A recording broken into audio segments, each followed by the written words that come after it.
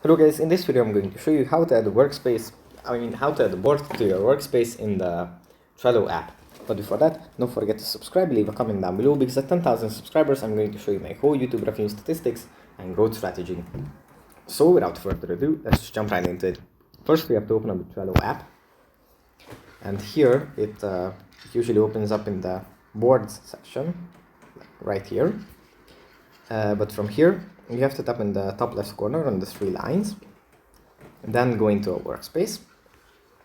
And in the workspace, in the bottom right corner, there is a little plus icon. If you tap on this, we can either create a card, a board, or a template. Right now, we just tap on board, create a board. We name this board as however we want to. Let's say videos. We can set the workspace we want to have this board in, the visibility, and the board background as well.